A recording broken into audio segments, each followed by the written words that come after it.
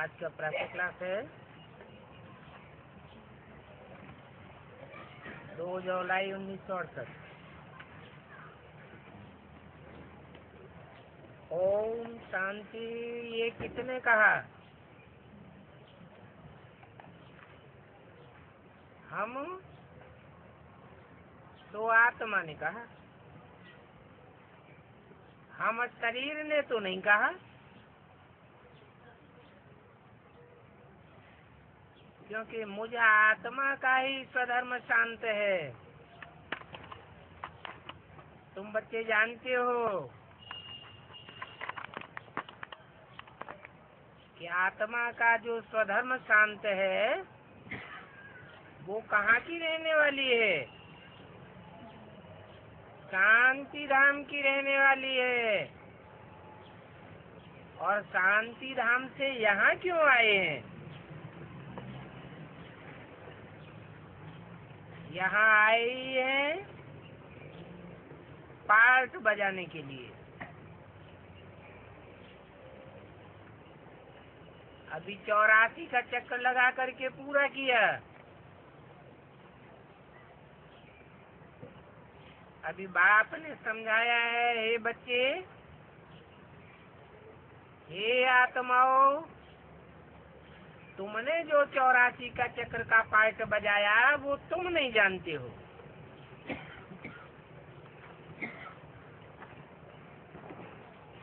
मैं बताता हूँ कि आत्मा ही एक शरीर छोड़ दूसरा शरीर लेती है, फिर तीसरा चौथा बदलता जाता है। तुमने 84 बार शरीर धारण करके पार्ट बजाया है।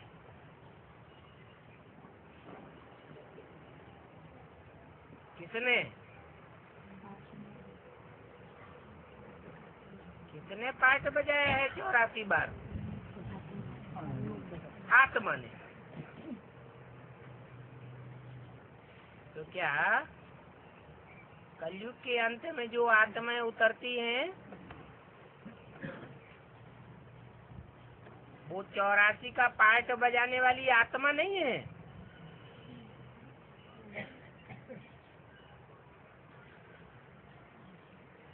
वो सदैव आत्मा की स्थिति में रहने वाली तो है ही नहीं।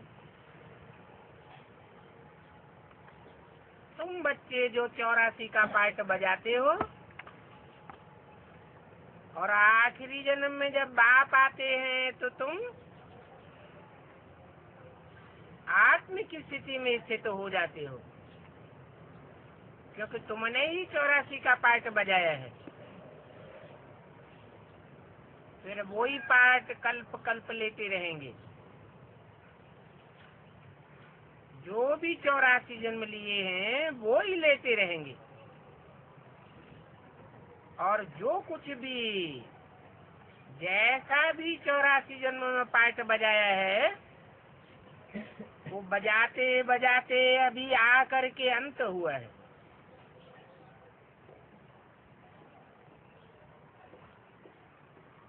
बाप को तुम बच्चों ने निमंत्रण दे करके बुलाया है।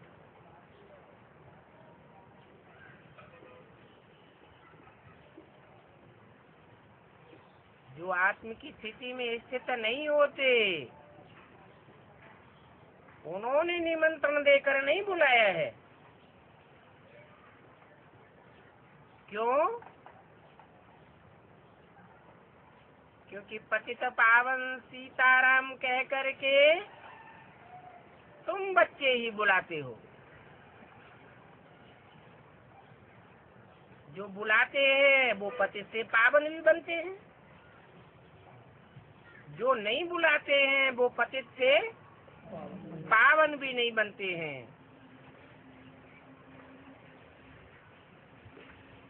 तुमने कहा बाबा आकर के हमको सतो प्रदान पतित से पावन बनाओ, और ये सृष्टि चक्र कैसे फिरता है तो समझाओ। बस और कोई बात किसी ने कही हो तो बताओ। इसी बात के लिए ऋषियों मुनियों के लिए बोला जाता है कि कोई भी रचयिता और रचना के आदि मध्य अंत को नहीं जानते। अभी तुम बच्चों ने तो बाप को जाना है और सृष्टि चक्र को भी जाना है।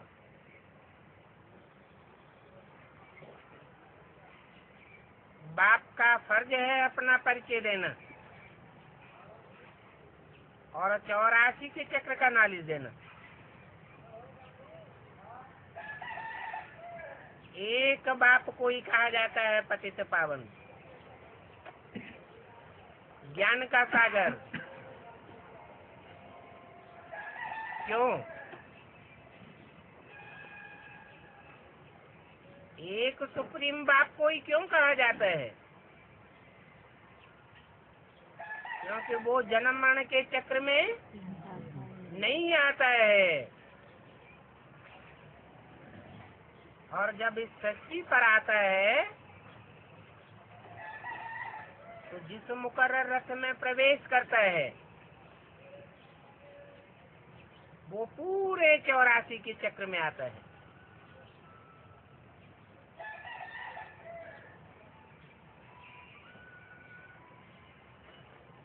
तो पूरा ज्ञान जरूर एक में ही होगा। जो मेरे में ज्ञान है वो तुम बच्चों को देता हूं।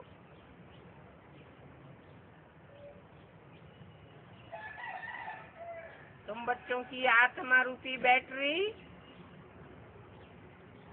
पावरफुल बनती है नंबरवार। तुम बच्चे भी जानते हो बाबा का यहाँ क्या पार्ट है।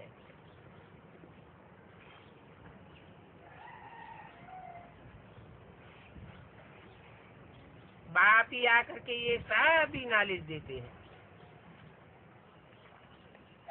वो ऋषि मुनि आदि तो कहते हम रचयिता रचना को नहीं जानते। अगर रचयिता को ही नहीं जानते हैं तो आस्था किस पर रखेंगे? वो या नास्तिक हैं।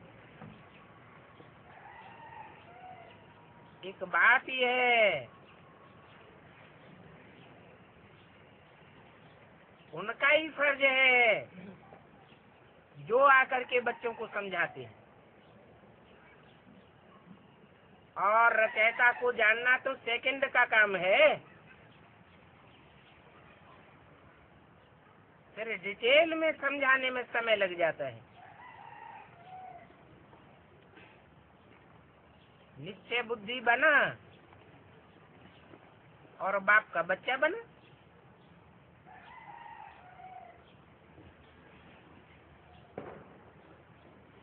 अगर सारा ज्ञान सेकंड में मिल जाए तो तुम याद की यात्रा में कच्चे रह जाएंगे। इसलिए समझाने में समय लग जाता है। मनन चिंतन मंथन करके जुगाली करने में, ज्ञान को अपना बनाने में टाइम लग जाता है। इसलिए पढ़ाई वृद्धि को पाई है। बाप फिर भी डिटेल में बैठ समझाते हैं। ये शक्ति चक्र कैसे फिरता है? याद की यात्रा में रहना बहुत जरूरी है, क्योंकि इस याद से ही तुम पावन बनते हो। जो एवर प्योर है वो ही तुमको पावन बनाते हैं। और पावन बनने से ही तुम उड़ जावेंगे। तुमने बुलाया ही है कि आकर के हमको पावन बनाओ।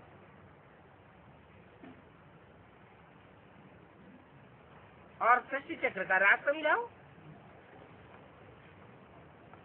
शक्ति चक्र का राज जो समझाते हैं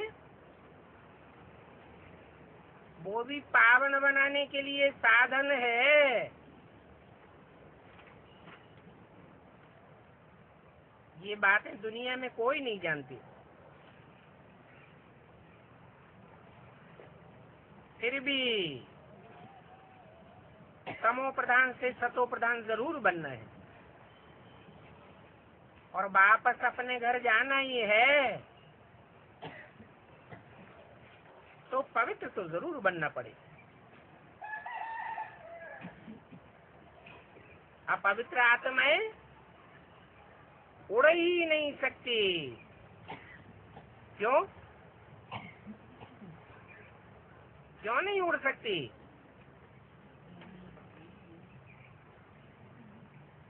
पवित्र वो जिनमें देह भान का नाम निशान न रहे। देह तो 5 तत्वों की बनी हुई है। 5 तत्वों से भारी हो जाते हैं। देह का भान निकल जाए तो आत्मा हल्की हो जाती है। इस समय माया ने सभी का सर काट दिया है।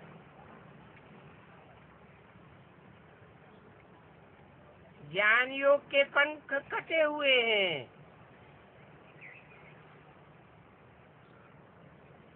तो अपवित्र बने हुए हैं। फिर ऊपर उड़ नहीं सकते। इसलिए तुमने बाप को बुलाया है। तो बाप भी कहते हैं अपन को आत्मा समझो। और ये आत्मा समझने की बात तो बिल्कुल पक्की कर दो। अमृत बेले उठते उठते पहला काम यही करो, अच्छी तरह से कूटना है, मैं ज्योति बिंदु आत्मा हूँ। क्योंकि यही बात तुम घड़ी घड़ी भूल जाते हैं। और आत्मा समझने से ही बाप जरूर याद आवेगा।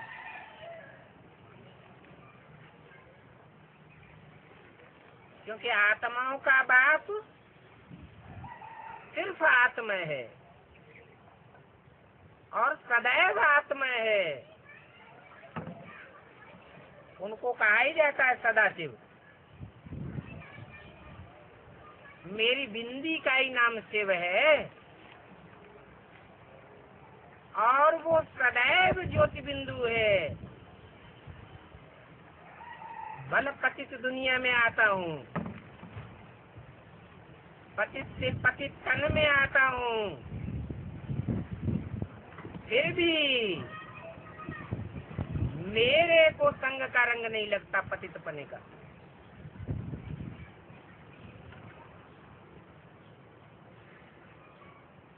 तो मेरे को याद करेंगे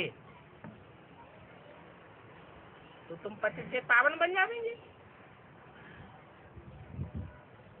अपन को निश्चय करने से कि मैं ज्योति बिंदु आत्मा हूँ, आत्माओं का बाप जरूर याद आवेगा। मैं आत्मा हूँ, शरीर नहीं हूँ। आत्मा समझने से ही शरीर का भान टूटेगा। तो पहली पहली बात बाप रियलाइज कराते हैं। कौन सी बात है? मैं आत्मा हूँ और मुझ आत्मा में 84 जन्मों का पाठ भरा हुआ है। इसे रियलाइज करना है कि कैसे कैसे कौन कौन से देश में और कौन से नाम रूप से मैंने ये पाठ बजाए हैं। आत्मा पाठधारी है तो पाठधारी को अपने पाठ का पता होना चाहिए। परंतु पहले अपन को आत्मा पक्का करना पड़े। क्यों? क्योंकि तुम आत्मा अविनाशी हो। अच्छा, और आत्मा अविनाशी नहीं है?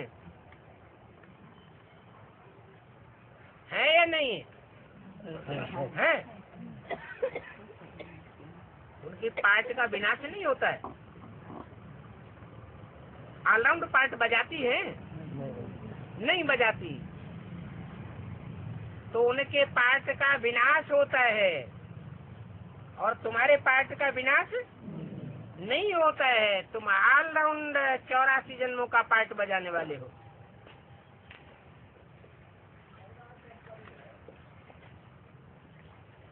ये शरीर रूपी आर्गन्स तो विनाशी है। आत्मा ही अविनाशी है और आत्मा ही पतित बनी है।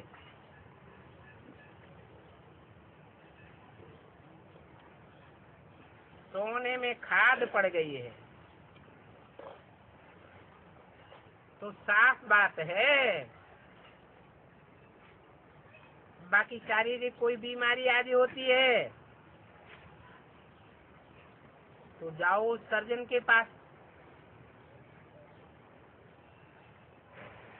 इसमें बाबा क्या करेगा?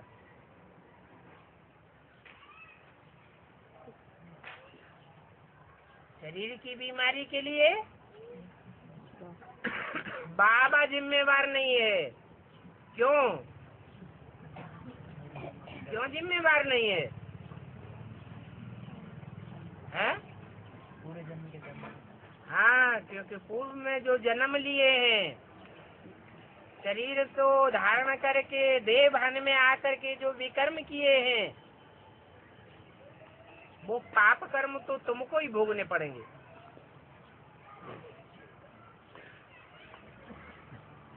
कोई में अपवित्र सोल आती है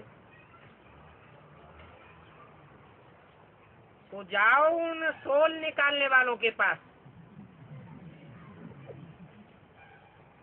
इसमें मैं क्या करूंगा? मेरा ये कोई धंधा नहीं है।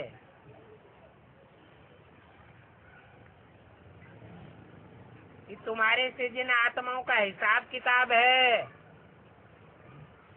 उन आत्माओं को भगाता रहूं। हिसाब किताब जोड़ा किसने? मैंने जोड़ा क्या? मैंने कहा इन हत्या करने वाले, सुसाइड करने वाली आत्माओं के साथ तुम संकरण करके हिसाब किताब जोड़ो। तुमने खुद ही जोड़ा है तो खुद ही प्रयास करो उनके संग के रंग से निकलने का।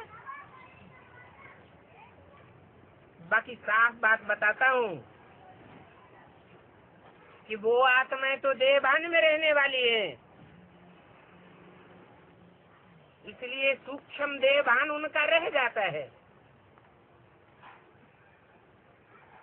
शरीर स्थूल छूट जाता है। और तुम तो पूरे 84 जन्म लेने वाली हो। तुम्हारे सूक्ष्म शरीर का देहभान भी पूरा खलास हो जाता है।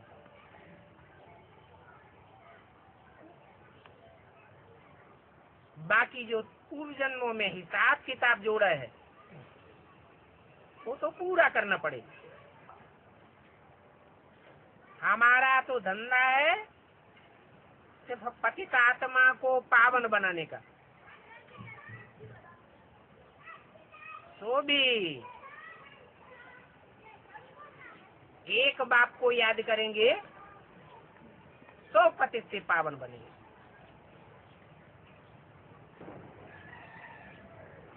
बाकी अमुक सोल आती है,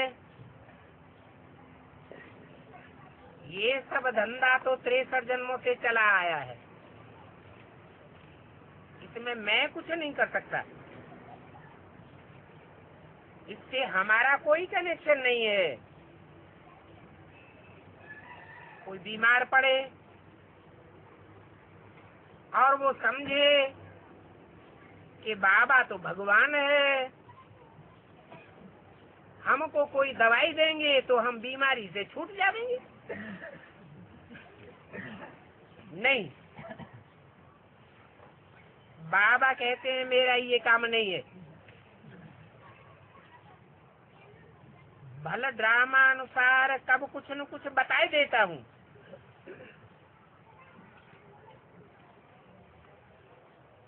वो भी सिर्फ खुश करने के लिए।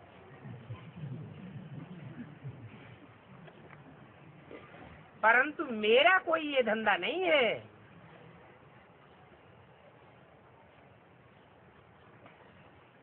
मुझे बुलाया ही आकर के पति से पावन बनाओ।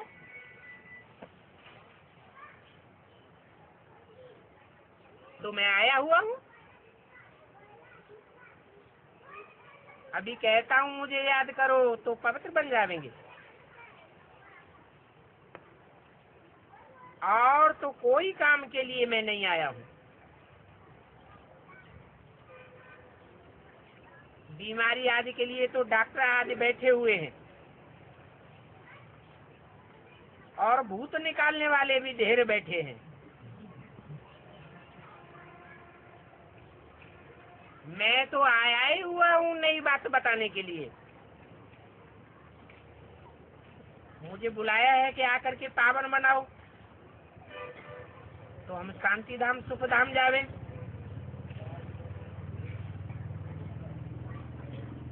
और इन दुखों से छूट जावे। बाकी ये जो प्रवेशता आदि होती है, बीमारी आदि होती है, ये तो तुम्हारे अपने ही कर्मों का भोग है, जो तुम्हें खुद ही भोगना पड़ेगा। कोई को दुख दिया है तो बदला लेने के लिए आते हैं। कौन है? जो सोल वगैरह आती है वो किस लिए आती है? पूर्व जन्मों का अपना हिसाब किताब पूरा करने के लिए आती है। इसमें बाबा का कोई कनेक्शन नहीं है। ये पुरानी रस्म चली आ रही है भक्ति मार्ग की। बाकी ऐसे नहीं कि बाबा सर्वशक्तिमान है तो वो क्या नहीं कर सकता है, बीमारी को भी खत्म कर सकता है। नहीं,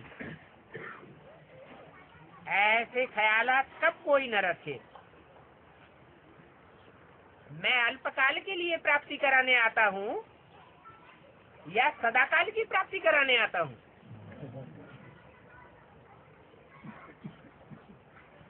तुमने जिस काम के लिए बुलाया है, मैं तो वो ही काम जानता हूँ।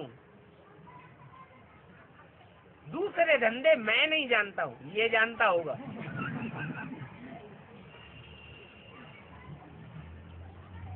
तो ऐसे नहीं कि शिव बाबा हमारी बीमारी को आज ठीक कर दो। शिव बाबा ऐसी बातें सुनते ही नहीं। सुनते ही नहीं। कोई सुनाता है तो सुनते नहीं है, है? सुनते हुए नहीं सुनते। साफ कहते हैं ये तो तुम्हारा कर्म भोग है। ये कर्म भोग काटना कोई बाबा का काम नहीं है। कोई आस रखते हैं बाबा के ऊपर कि बाबा भगवान है तो क्या नहीं कर सकता। बाबा कहते हैं मैं अपना काम करने आया हूँ और तो कुछ भी नहीं कर सकता।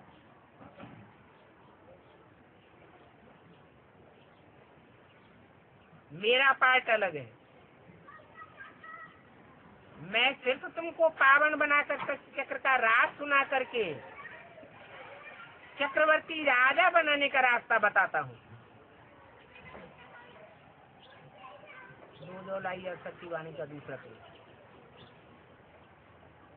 बाकी तो और सभी बातें भूल जाओ। इन सभी बातों में जाना ये बाबा का काम नहीं है। सिर्फ कहते हैं मुझे याद करो, और मुझे जितना याद करते हैं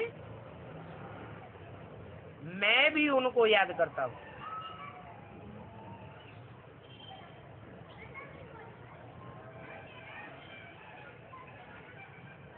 याद करना माना प्यार करता हूँ। याद माने क्या? किसी की याद क्यों आती है? उससे लगाव होता है, प्यार होता है तो याद आती है। और रावण को कोई याद करता है क्या? वो तो रुलाने वाले का नाम रावण है, वो थोड़ी याद आता है। कोई अनन्य बच्चे हैं जो ईश्वरीय सर्विस करके आते हैं उनको मैं आफरीन देता हूँ, क्योंकि ये बच्चे बहुतों का कल्याण करते हैं। ये आफरीन है, शाबाश बच्चे। प्यार आता है ना। कोई बच्चा बाप की दुकान संभालता है और बच्चे निठल्ले बैठे रहते हैं, तो बाप का प्यार किसके ऊपर जाएगा? है? जो दुकान संभालेगा उसके ऊपर प्यार जाएगा। तो बाप फिर भी समझाते हैं, अपन को आत्मा समझ बाप को याद करो। अपन को आत्मा भूलने से ही फिर बाप को भूल जाते हो, फिर देह बना जाता है। तो पहले पहले तो यही निश्चय करो कि हम आत्मा हैं और वो हमारा बाप है। हम आत्मा हैं और वो हमारा बाप है। जो बोलने वाला है वो सामने नहीं बैठा है, है? ये निश्चय कर, या कब की वाणी है? अर्थत की वाणी है, ब्रह्मा के तन में बोली है। तो ऐसे क्यों बोला कि पहले पहले ये निश्चय करो कि हम आत्मा हैं और वो हमारा बाप है? अरे बाप तो सामने बैठा है ना, फिर वो हमारा बाप दूर क्यों कर दिया? क्योंकि जो सामने बैठा है वो तो जब अंत मते सो आई गते हो गई, आत्मिक स्थिति में स्थिर नहीं रह सका, सूक्ष्म शरीर धारण करना पड़ा, सूक्ष्म देहभान आ गया। मैं जब आता हूँ और बाप के रूप में आता हूँ, तो जिस तन में मुकर्रर रथ में आता हूँ उसको आप समान बना करके जाता हूँ। इसलिए बोला कि वो हमारा बाप है, ये हमारा बाप नहीं है। कौन? ब्रह्मा। और बाप की पहचान बताई कि बाप तो सर्व का सदगति दाता है। क्या सर्व का बाप है या कोई लिमिटेड का बाप है? ब्रह्मा है तो ब्रह्मा कुमार कुमारियों का बाप है। क्राइस्ट है तो क्रिश्चियंस का बाप है। बुद्ध है बौद्धियों का बाप है। सबका बाप तो नहीं है। और मैं तो सबका बाप हूँ, तो सर्व की सदगति करता हूँ। कम से कम एक जन्म की सदगति तो सबको देता हूँ।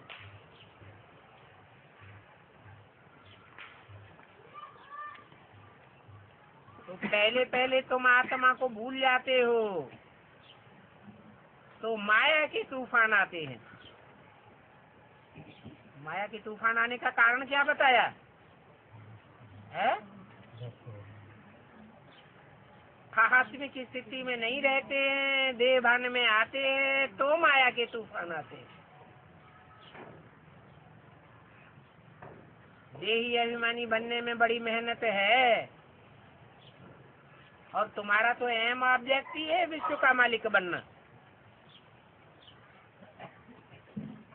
नर से नारायण और नारी से लक्ष्मी बनना है।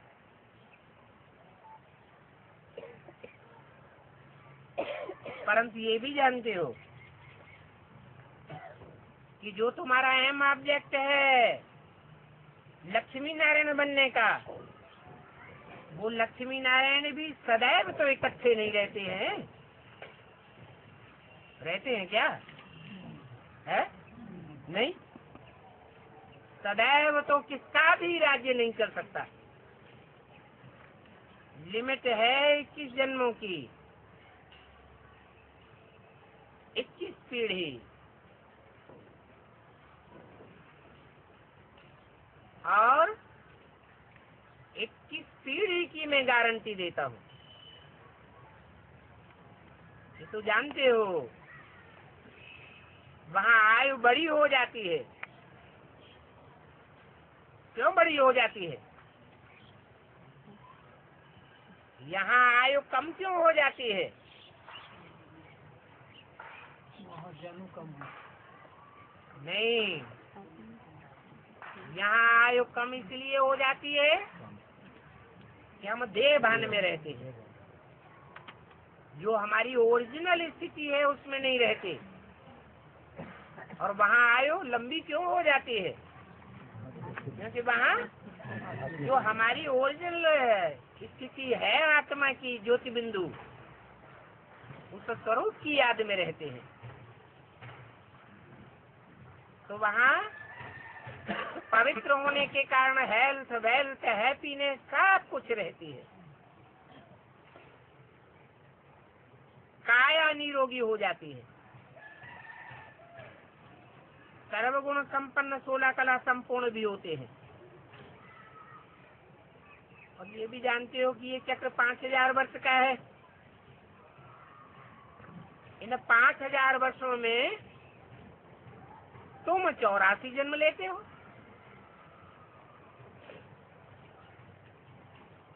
वे लोग 84 जन्म नहीं लेते हैं। कौन? जो और धर्मों में कन्वर्ट होने वाली आत्माएं हैं। तुम 84 जन्म लेते हो। तो ये बात पक्की कर देनी चाहिए कि हम ऑलराउंड पार्ट बजाने वाले बाप के बच्चे पक्की आत्मा है। हर 5000 वर्ष के बाद हम ऊपर से नीचे और नीचे से ऊपर जाते हैं। हर एक जन्म के बाद थोड़ा थोड़ा आत्मा की शक्ति क्षीण होती रहती है। क्यों? बच्चे को त्रेता में देवन, फिर आत्मा की शक्ति क्षीण होती कि नहीं? वहाँ भी और धर्मों में जो कन्वर्ट होने वाली आत्माएं हैं, वो सतयुग में उतरती हैं या नहीं उतरती है? उतरती हैं। कम जन्म लेने वाली ढेर की ढेर आत्माएं उतरती हैं। उनके संग के रंग में आने से 2 कलाएं कम हो जाती हैं।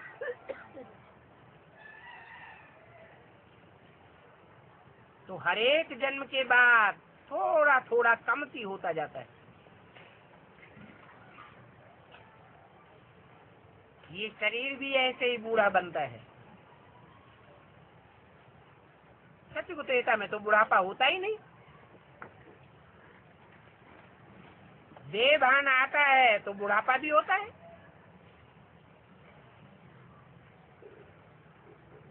इनको कहा जाता है जर्जरीभूत अवस्था।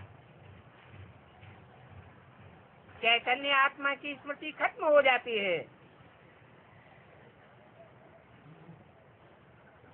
सतयुग में जर्जरीभूत अवस्था, ये अक्सर काम में नहीं आते हैं। क्यों? क्योंकि वहाँ तो चैतन्य आत्मा की स्मृति रहती है। तो यहाँ ही समझाया जाता है कि जर्जरीभूत अवस्था क्या होती है। यहाँ बूढ़े होते हैं तो बूढ़े होते होते एकदम बेहाल हो जाते हैं। इंद्रियों में कोई भी शक्ति नहीं रहती। फिर समझते हैं कहाँ ये शरीर छूट जाए तो अच्छा है। ये नहीं समझते हैं ये हमारा ही कर्म भोग है। कर्म भोग का तो हिसाब भोगना ही पड़ेगा। बाकी सतयुग में तो तुम्हारा कर्म विकर्म बनता ही नहीं है। क्यों नहीं बनता है? क्योंकि वहाँ देहभान होता ही नहीं है। बाप कर्म अकर्म विकर्म की गति समझाते हैं।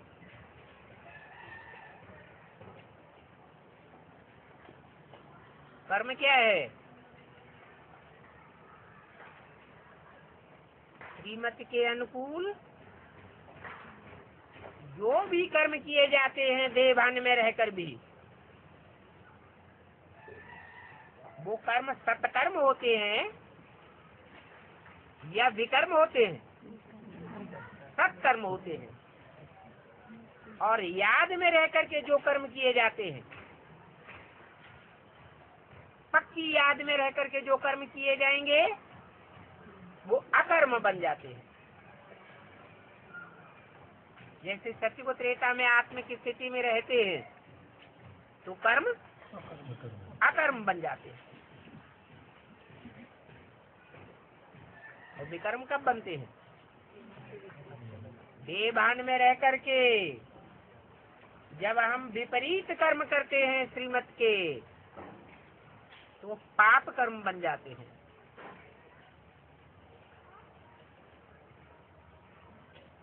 वहाँ तुम जो कर्म करते हो वो अकर्म हो जाता है। यहाँ भी ऐसी प्रैक्टिस करनी है। कैसी है? क्या प्रैक्टिस करनी है? कि ऐसी गहरी याद में रहें जिसमें देहभान का नाम निशान भी न होवे। देह और देह की इंद्रियों का भान ही नहीं होगा तो पाप कर्म बनेगा ही नहीं।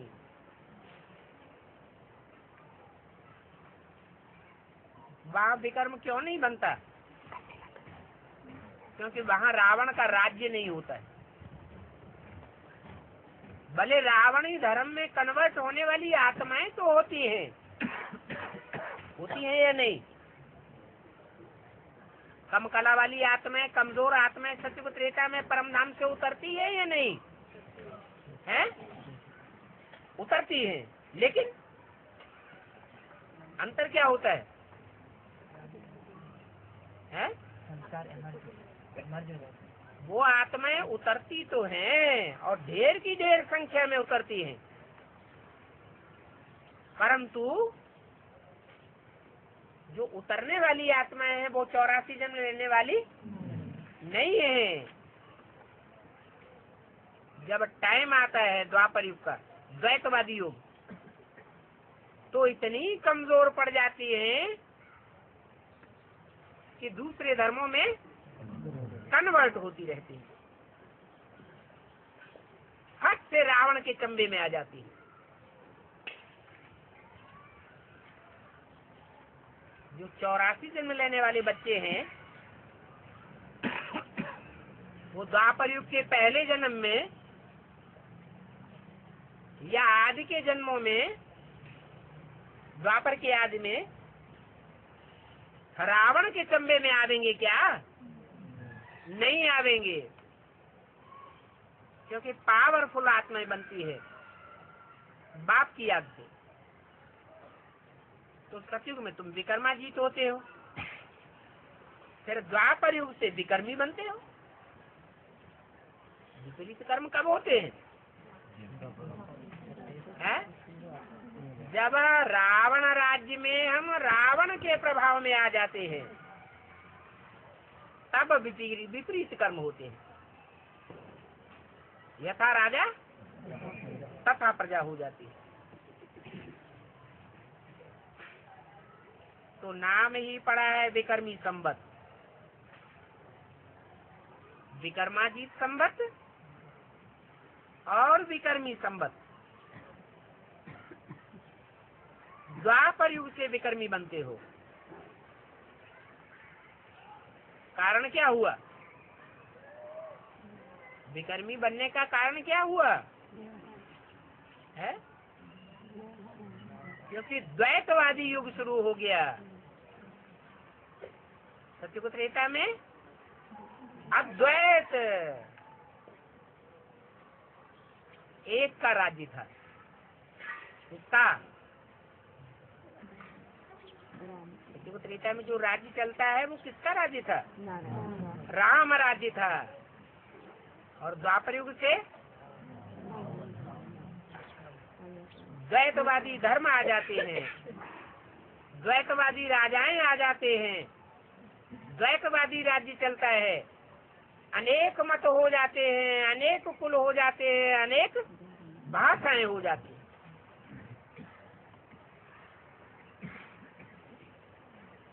फिर विक्रमी संवत कहा जाता है। भारतवासियों को इन बातों का पता ही नहीं रहता है।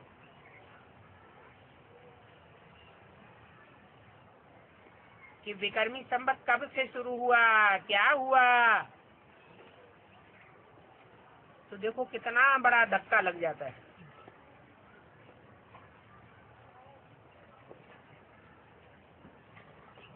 ये सपना आदि जो भी बनाते हैं ये सभी भक्ति मार्ग है।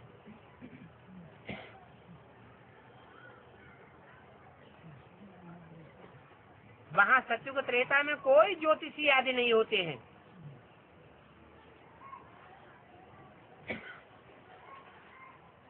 रावण द्वारा तुमको आधा कल्प का श्राप मिलता है,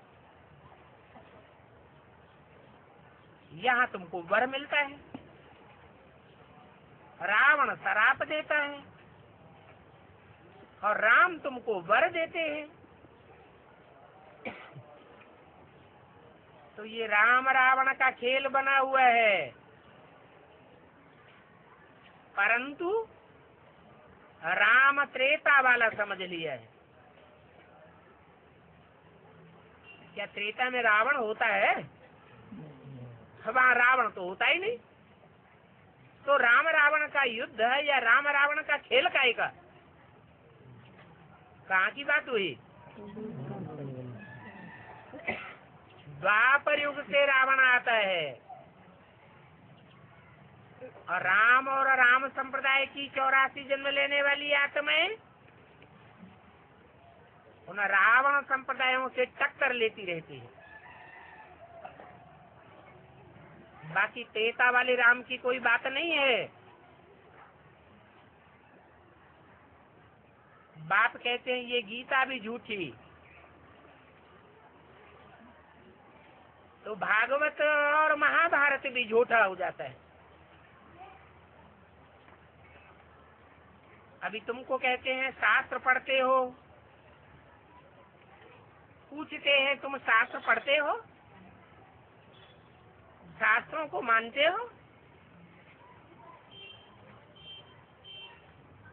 बाबा ने समझाया है। तुम बोलो कि हमने जितने शास्त्र पढ़े हैं और किसी ने पढ़े ही नहीं होंगे। जन्म जन्मांतर हमने शास्त्र पढ़े हैं, परंतु अभी हमने समझ लिया है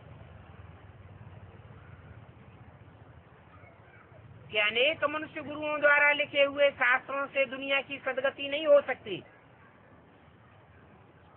सदगति तो सिर्फ ज्ञान से होती है और ज्ञानदाता सिर्फ एक है, बाकी तो सभी अज्ञान सुनाते हैं।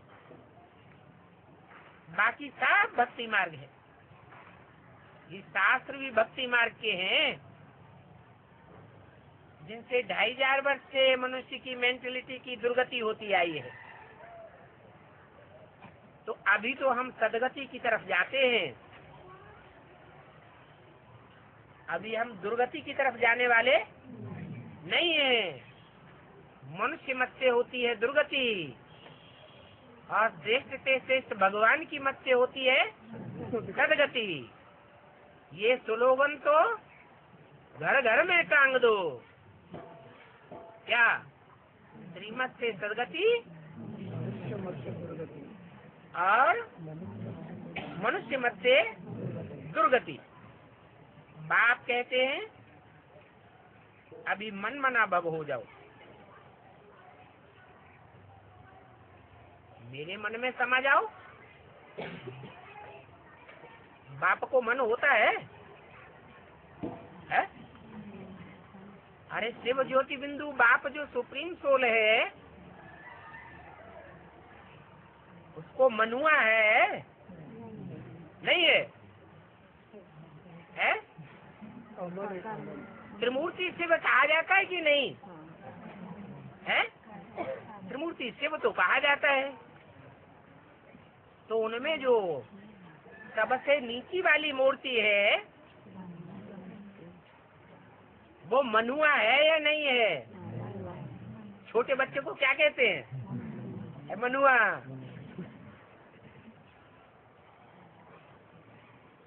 तो ब्रह्मा रूपी मन है जो पहली मूर्ति तुम बच्चों के सामने प्रत्यक्ष होती है। ये मन रूपी घोड़ा भी कहा जाता है, परंतु ये मेरा मन नहीं है। शिव को मन होता है क्या? शिव सदैव अमन है या मन वाला है? वो तो अमन चयन करने वाला है। जो खुद ही अमन चयन करने वाला है, अमन चयन की दुनिया बनाने वाला है, वो मन वाला कैसे होगा? वो तो सिखाता है कि मन को दमन कैसे किया जाए, मन को कंट्रोल कैसे किया जाए। तो फिर किसको मन होता है?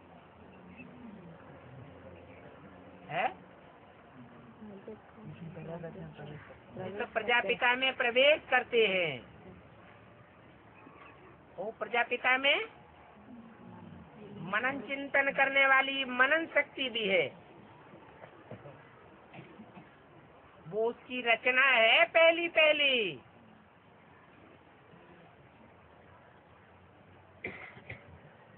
कौन है पहली रचना? जो नारायण है, विश्व का मालिक, उसकी पहली पावरफुल रचना कौन है? ब्रह्मा। प्रश्न के रूप में जन्म लेता है पहले पत्ते के रूप में, तो रचना हुई ना। तो मन मना भव, मेरे मन में समा जा। जब मेरे कहा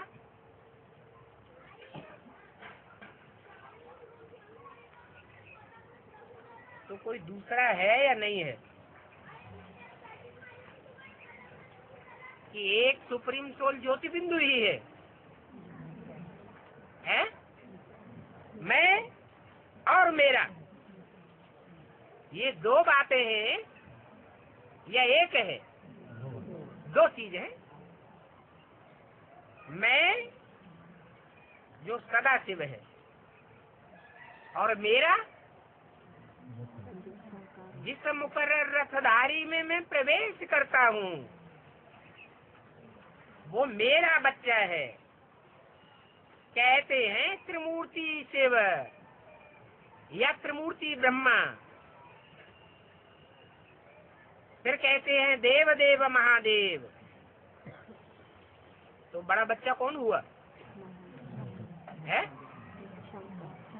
शंकर बड़ा बच्चा हुआ। कोई भी कंपनी बनाते हैं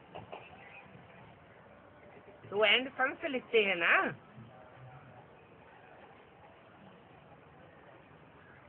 ये भी कंपनी है। ये कंपनी बनाए बगैर शिव बाप इस सृष्टि पर कोई काम नहीं करते हैं। ये मुकर्रर रथ की कंपनी है। तो वो मन वाला है जिसमें प्रवेश करते हैं। वो सदैव अमन नहीं होता, लेकिन मैं तो सदैव अमन हूँ। तो कहता हूँ मन मना भव, मेरे मन में समा जा। ये नहीं कहा मेरे में समा जा, मेरे में समा जाने का मतलब मेरी बिंदी में समा जा। और बिंदी में समाना होता है क्या? वो तो हो ही नहीं सकता। तो बताते हैं, और जो भी देह के संबंध धर्म हैं, उन सभी धर्मों को छोड़ दो।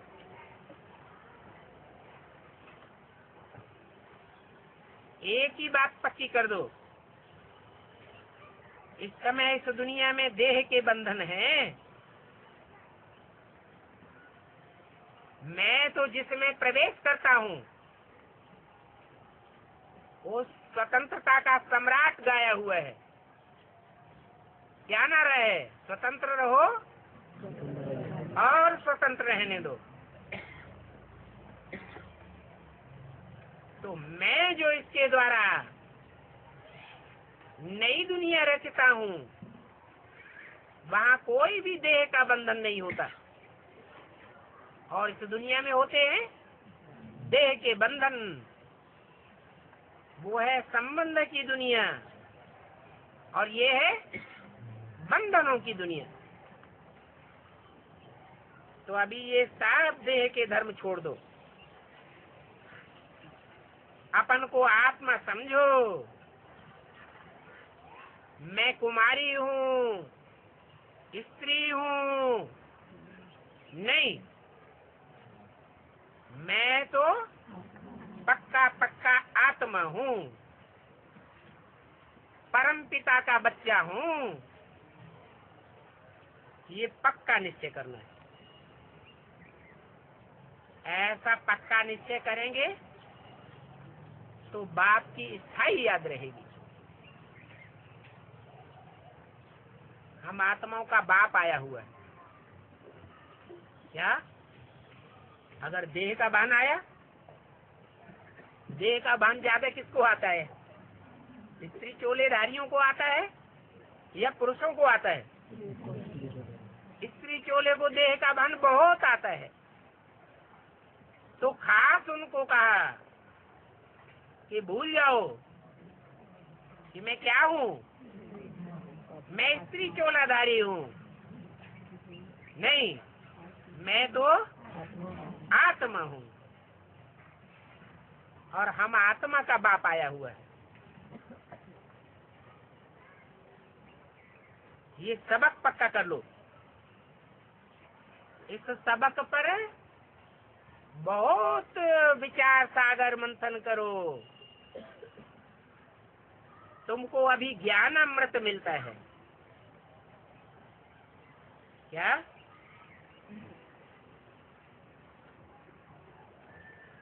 समय वाणी बोली गई, उस समय ज्ञानामृत कहेंगे? क्यों नहीं कहेंगे?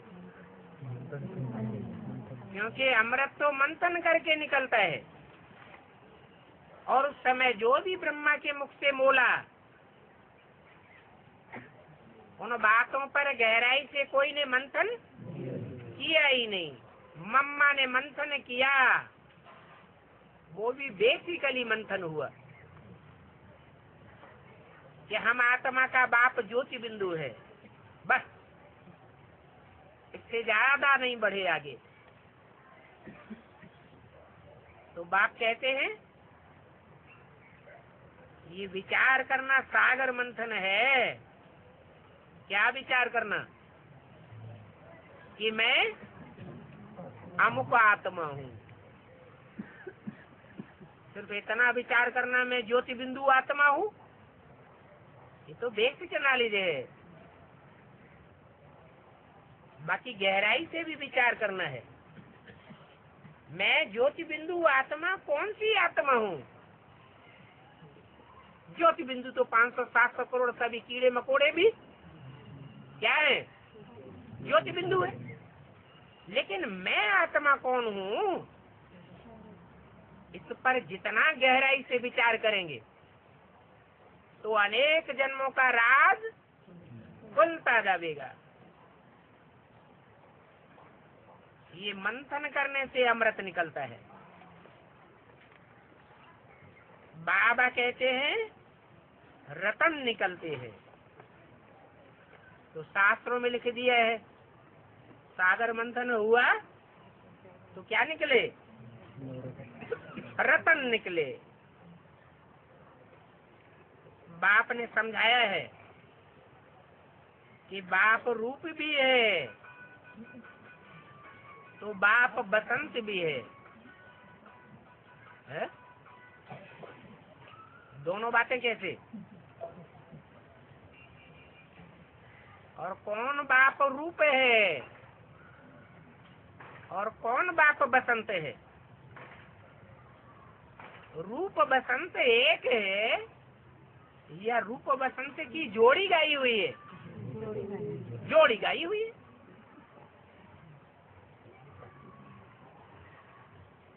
वो रूप बसंत बाप ज्ञान की बरसात बरसाते हैं, बाकी और कोई इंद्र नहीं है।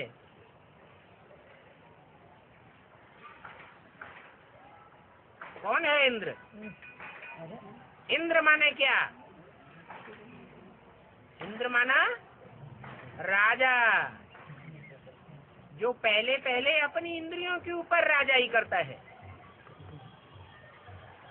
उस इंद्र का काम है विचार सागर मंथन करके ज्ञान की बरसात करना। वो ज्ञान सागर होने के कारण ज्ञान की बरसात करते हैं तुम बच्चों पर। वो एक ही ज्ञान सागर है, नहीं तो मनुष्यों ने तो सागर का भी बंटवारा कर दिया है। कितने सागर बनाए दिए? ये 7 सागर कहाँ से हो गए? हैं? 7 विधर्मी हैं तो 7 उनके धर्म पिताएं हैं और उन धर्म पिताओं के फॉलोअर्स उनको सागर समझते हैं। तो 7 ज्ञान सागर नहीं है, ज्ञान सागर तो एक ही बाप है। वो बाप तुम पर ज्ञान की बरसात करते हैं। ये ज्ञान की पढ़ाई है। बाकी कहते हैं ये वेद शास्त्र आदि जो भी है मैं उनको नहीं जानता हूँ, क्योंकि ये सभी भक्ति मार्ग के शास्त्र हैं। कहाँ से आए हैं? ये शास्त्र कहाँ से आए हैं? एक मुख से आए या अनेक मुखों से आए? रावण का है मुख से आते हैं शास्त्र, माने भक्ति आती है रावण से और ज्ञान आता है राम के मुख से। एक मुख से आता है ज्ञान और अनेकों मुखों से आता है अज्ञान, भक्ति।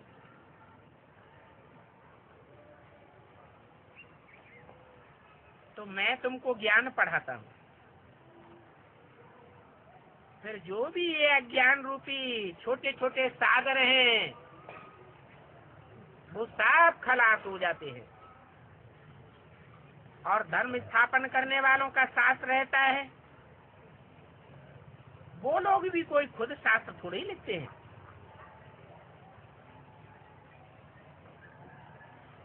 उन्होंने जो कुछ बोला उनके फॉलोअर्स ने बहुत वर्षों के बाद लिख दिए। वो शास्त्रों को क्या पढ़ेंगे? जब बहुत हो जाए तब बात बने। तो यहाँ पढ़ने वाले बहुत हो जाते हैं।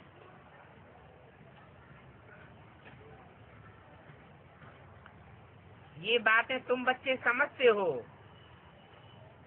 कि इतना कुछ जो विस्तार ज्ञान का होता है, आगे चल के जो टाइम आने वाला है उसमें पढ़ने लिखने और छपाने का टाइम रहेगा? टाइम ही नहीं रहेगा इतने को पढ़ने का।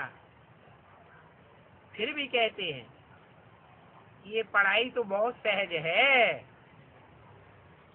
कोई भी पढ़ सकता है, बच्चों की बुद्धि में भी बैठ सकता है। बूढ़ों की बुद्धि में भी बैठ सकता है, कोई धर्म वाले की बुद्धि में ये ज्ञान बैठ सकता है। लूले, लंगड़े, अंधे, कोढ़े, कानी, कुब्जे, कोई भी हो, इस ज्ञान को साफ सहज रूप से समझ सकते हैं। अच्छा, ओम शांति।